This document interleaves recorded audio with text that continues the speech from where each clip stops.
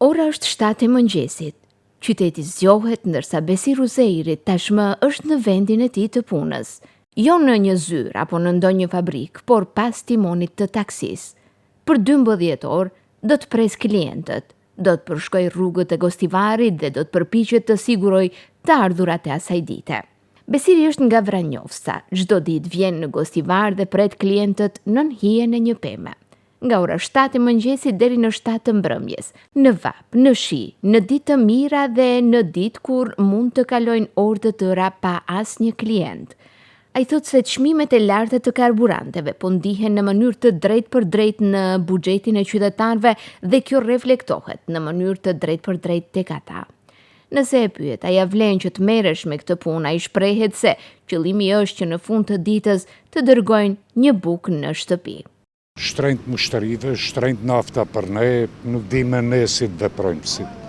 Tër ditën diu, 40 gradë, po një peshe janar, një qorë ta është mëngjesin, një pajet cigara dhe kryet punë. Gjdo ditë prej fillimi. Sa ishin tani mërgjimtarët, gurbetjarët tonë, pak pare për të registrau qeret e qëto, së ndrejshë. Por jeta e një taksisti nuk është vetëm çështje çmimesh, është edhe pritje, lodhje dhe pasiguri. Zotri Besiri nuk punon natën. Thotë se pas 12 orësh punë, lodhja është e madhe, ndërsa siguria është një tjetër shqetësim. Kujton raste kur kolegët e tij janë përballur me dhunë dhe grabitje gjatë udhëtimeve. Dalim prej Mshtat deri Mshtat, dim motor. Natën nuk... Janë nuk rajnë natë. Përse, për shkaqe sigurie, apo... Për shkaqe sigurie, edhe lodhen atë dim motor. Tanë ditën dim motor. Mushtëri natën i ke këta 3. A ne që jina ma stabil, ma të vjetër, pa kena mushtërit gjdo ditë që i kena. Një kolegu thonë po, e kanë shu deri në struk, e kanë raft, e kanë marrë parë. Policia kanë reagohu, suni kanë gjetë alo. Para 4 vjetëve kanë dhurë. Si profesioni rrezikshëm është, apo? Oshte natën po. Natën po, edhe në udhë largë, kur merë duhet të shikosh njeri. A jeton me bashkëshorten, ndërsa fëmijët i kanë në mërgim. Për të, puna është e domosdoshme edhe kur fitimi është i vogël, por sërish e pamjaftueshme për të arritur shpenzimet mujore. Njerëzit nuk kanë, njerëzit me të vërtet nuk kanë.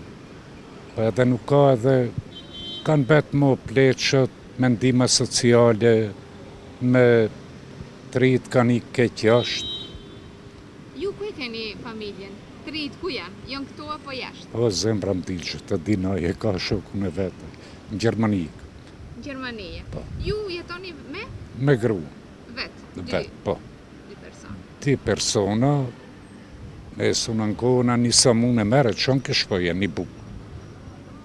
Po me nuk qonë ato pi jashtë. Prap nuk mundet, a?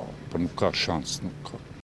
Nga mesnata, 1 litër naftë do të kushtoj 101.5 denar, ndërsa një udhëtim brenda qytetit, thot zotri Besiri, kushton rreth 150 denar.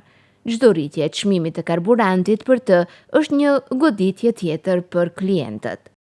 1 litër naftë dhe bëhet afër 10 euro. 10 euro, qysh të bëjsh për 5 litra naftë punojsh, 10 euro. 10 euro bëjnë 600 denar, 600 për vepte shpenzimet.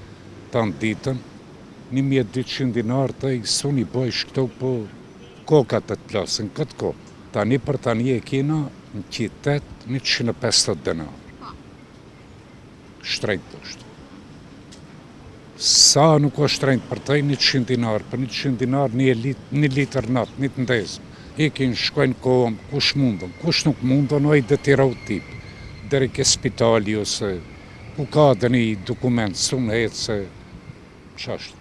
Historia e zotri Besirit është vetëm një prej historive pas timonit, sepse sa herë që rritet çmimi i naftës, taksistët jo vetëm që marrin një faturë më të lartë në pompë, por ata përballen edhe me më pak klient, më shumë shpenzime dhe më pak fitim në fund të ditës.